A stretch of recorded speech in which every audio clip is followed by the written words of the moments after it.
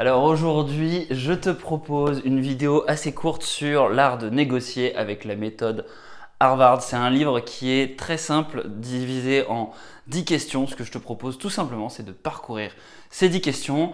On va pas rentrer dans les détails de chaque question. On va passer, je pense, 10, 15, 20, 30 secondes maximum par question.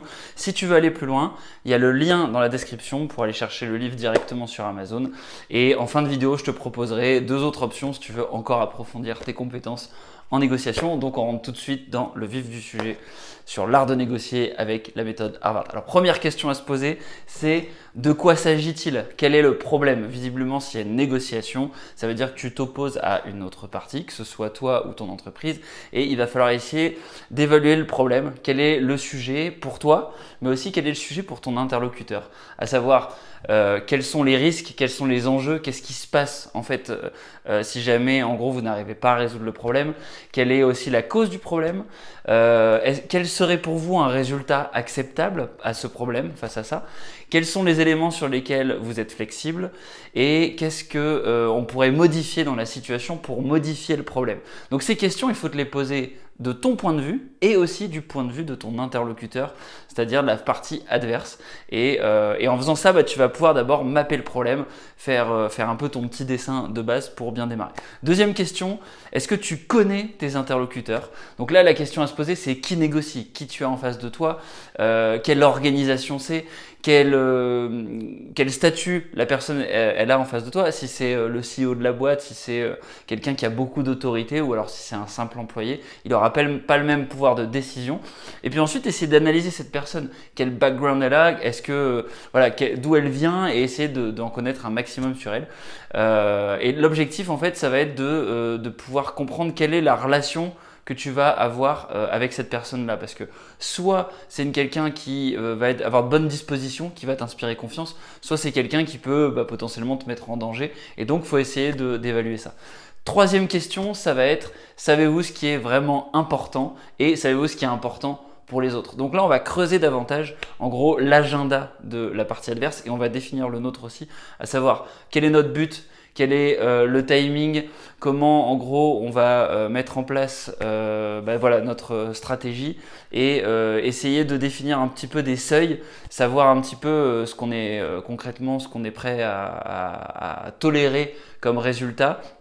On va définir en gros une rupture et puis on va définir voilà, ce qu'on n'est pas prêt à concéder. Et puis on va aussi réfléchir à des alternatives potentiellement. Quelles sont les alternatives de la personne en face? On va se poser aussi la question quels sont ses buts, quel est son timing, comment, enfin voilà, est-ce qu'elle a besoin de trouver une solution rapide ou pas? En tout cas, là, dans cette étape-là, on va vraiment s'attacher à savoir globalement quelle est la hiérarchie d'intérêt de la personne adverse. Donc on rentre vraiment dans le détail ici de la négociation. On est toujours dans une phase de préparation. Quatrième point, que ferez-vous si vous ne parvenez pas à obtenir ce qui compte pour vous? Donc là, ce qu'on va faire, c'est définir le classique dans la négociation, c'est ce qu'on appelle la BATNA, la Best Alternative to Negotiation Agreement. Donc globalement, c'est si jamais en gros la négociation échoue, quelle est mon alternative? Et là, l'idée, ça va être quelque part d'avoir confiance en toi. C'est-à-dire que si tu définis bien ça, tu es capable, en gros, quand tu t'assis à la table de la négociation, à tout moment, de mettre en avant ça et de dire, en fait, moi, je peux me lever, j'ai une alternative intéressante qui me convient. Donc, tu peux travailler cette BATNA à ton avantage. Ensuite, tu peux aussi travailler ce qu'on appelle des effets de levier, c'est-à-dire que un effet de levier, c'est quoi? C'est justement, en fait, cette BATNA-là, ce pouvoir de négociation, de te lever, de partir. Et tu peux aussi avoir un déséquilibre des forces, c'est-à-dire que tu t'assois avec quelqu'un qui a beaucoup plus d'autorité que toi, beaucoup plus de pouvoir.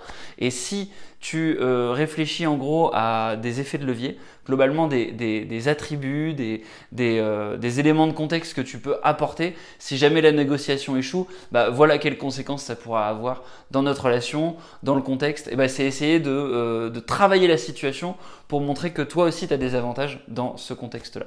Alors cinquième point, ça va être présenter et argumenter ton offre. Donc là, on rentre un petit peu dans le vif du sujet et l'idée c'est qu'il va y avoir un effet d'ancrage, c'est-à-dire qu'on avait défini le seuil limite à partir duquel on était tu n'es pas prêt de descendre. Là, ce qu'il va falloir, c'est être capable d'annoncer un prix, d'annoncer en gros une offre. Et cette offre, quelque part, il faut la mettre le plus haut possible si jamais c'est toi qui prends la parole, pour tout simplement que tu poses le débat et tu dises voilà, moi, voilà ce que je souhaite. Évidemment, après, tu vas potentiellement devoir baisser, mais l'objectif c'est que ce soit suffisamment argumenté, suffisamment cohérent pour que la partie adverse accepte le plus vite possible. Parce que quelque part, si c'est toi qui fais l'annonce et que tu annonces quelque chose de suffisamment cohérent, peut-être que la partie adverse peut accepter. Et puis ensuite, il faut réfléchir à des options. C'est toujours mieux quand tu fais une offre de proposer une offre avec des tiroirs, avec des options, avec voilà. Les gens aiment avoir le choix et voilà, tu présentes une solution 1 si vous acceptez telle concession, telles options, une solution 2 avec tel argument, tel argument, tel argument. Ça permet souvent d'emballer entre guillemets la mariée. Alors ensuite, là, on est vraiment sur la partie préparatoire, comment j'analyse la situation, comment je prépare mon offre. Ensuite, on va rentrer dans la logique de posture et on rentre du coup dans la 6e question, quelle relation installer. Donc là, l'objectif, c'est en fait de prendre conscience que dans la posture que tu vas avoir dans la discussion, en fait, il y a un peu deux options. Soit il y a le mode coopératif qui permet du coup de mettre en place des règles du jeu, qui permet de mettre en place du coup une discussion intéressante, constructive. Et puis il y a le mode clash, le mode intimidation, le mode attaquant. Et en fait, ce que les auteurs et l'auteur expliquent, c'est que souvent ce mode clash là, en fait, dans la théorie des jeux, il est bénéfique pour celui qui attaque quelqu'un qui serait coopératif. Donc si tu as quelqu'un qui est coopératif en face de toi, le fait d'être attaquant, souvent ça montre que tu peux gagner beaucoup. Le problème, c'est que tu peux du coup détériorer la relation et c'est pas quelque chose de durable parce que c'est pas une relation saine. Donc là, il faut que tu fasses un arbitrage entre est-ce que tu vas sur du clash parce que tu as quelqu'un qui est coopératif en face de toi ou est-ce que tu veux plutôt travailler la relation sur du moyen long terme avec candeur, avec sympathie. Et ça, c'est quelque chose que je te laisse juger du coup et que tu peux trouver de manière plus détaillée dans le livre. Question numéro 7, là c'est quand prendre l'initiative, donc notamment quand prendre l'initiative de faire son offre. Donc ici, on va parler de 3 temps. Il y a le premier temps qui est l'ouverture.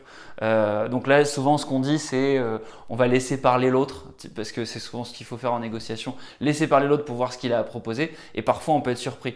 Donc l'auteur, il donne l'exemple, par exemple, d'une maison d'édition qui reçoit un auteur qui fait une première annonce en disant voilà, moi j'aimerais gagner 1000 euros. Il se trouve que la maison d'édition était prête à mettre 2000, donc c'est une négociation gagnée parce qu'elle accepte l'offre de l'auteur. Le problème, c'est que cet auteur débutant, s'il se rend compte en gros du subterfuge qu'il pouvait gagner 2 fois plus, c'est pas bon pour la relation à moyen long terme. Donc ça, c'est l'ouverture. Ensuite, tu as la notion de concession. Donc là, c'est quelque part à chaque fois que je parle, à chaque fois que je parle pour essayer de faire diminuer l'offre de l'adversaire ou augmenter mon offre, je vais proposer une concession. Je dis, voilà, en gros, je suis d'accord de diminuer de temps, mais en échange, tu fais ça, ou en échange, tu m'offres ça, ou en échange, on met en place ce projet-là. Donc ça, c'est le temps des concessions. Et puis, il y a le temps du closing, le temps où, en gros, c'est bon, on a fait toutes les concessions qu'on pouvait, on peut plus avancer, ou alors on est pris par le temps. Et là, du coup, va falloir faire une offre décisive, dire, voilà, nous, on a bien travaillé tout ce qu'on pouvait, voilà où est-ce qu'on en est et en gros on n'ira pas plus loin, sinon quelque part ça veut dire qu'on est prêt à la rupture. Donc là il faut utiliser le principe de rareté, il faut utiliser le principe du timing aussi et puis voilà, faut être capable de faire une offre et être prêt à se lever. Question numéro 8, comment traiter l'agression, le conflit. Donc là, l'idée, il y a 3 idées principales. La première, ça va être d'avoir une certaine souplesse relationnelle. Comme on l'a vu au tout début, on peut être amené à négocier avec des gens différents de nous, qui ont des perceptions différentes. Donc, on est sujet à nos propres biais. Il faut se connaître pour savoir ce qui nous énerve, ce qui est capable de nous faire sortir de nos gonds, et être capable aussi de comprendre l'autre. Donc, la première chose à faire, c'est de comprendre que c'est pas un jeu d'ego, c'est pas un jeu personnel. La deuxième chose, c'est relativiser. Relativiser notamment en reformulant, relativiser en mettant des silences, en essayant de potentiellement peut-être aussi reporter l'échange si jamais ça monte trop dans les tours, essayer de temporiser quelque part pour pouvoir trouver une solution. Et si jamais l'affrontement est obligatoire, là il y a 3 étapes. La première, ça va être globalement l'idée stratégique, ça va être de désarmer l'adversaire en faisant 3 choses. La première, faire dévier l'attaque. tout simplement en évoquant l'aspect passé du conflit, en disant bah voilà, en fait, t'as raison, ok, très bien, mais ça c'est du passé, maintenant on va avancer vers le futur, essayer d'avancer cette idée de futur. Deuxième étape, c'est désamorcer les subterfuges, l'intimidation, un peu toutes les tactiques, les manœuvres pour essayer de fauter, et les désamorcer en les dénonçant potentiellement.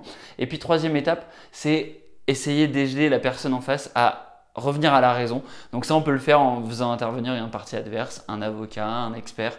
Et voilà, ça c'est quand on est obligé d'aller au clash, entre guillemets, dans une négociation. Et puis enfin, donc question numéro 9, comment utiliser la persuasion? Donc là, en gros, on va pouvoir analyser les besoins de notre interlocuteur, le besoin d'appréciation, le besoin d'affiliation, le besoin d'autonomie, le besoin de statut, savoir globalement quels sont en gros les enjeux qui s'exercent sur lui. Et voilà, l'idée, ça va être d'être capable. En fait, pour jouer sur la persuasion, il y a quelque chose qui m'a interpellé dans le livre, c'est d'être capable de bien définir le non de la personne en face. C'est-à-dire quelqu'un qui te dit non, ça peut pouvoir dire quelqu'un qui dit je ne comprends pas, ça peut vouloir dire quelqu'un qui dit non, je ne veux pas que ça vienne de toi, donc c'est plutôt dirigé sur toi, ou alors ça peut vouloir dire non, ça ne me plaît pas. En définissant le non, tu vas pouvoir en fait reconfigurer ton offre, reconfigurer la situation pour proposer quelque chose de différent. Et donc voilà, ce chapitre-là, c'est un peu finalement comment éviter le non et comment ne pas comprendre, enfin se persuader que le non, c'est juste une manière de dire en fait, je ne veux pas tout de suite, mais dans un contexte différent, ça serait possible d'avancer sur votre solution et essayer de creuser ça.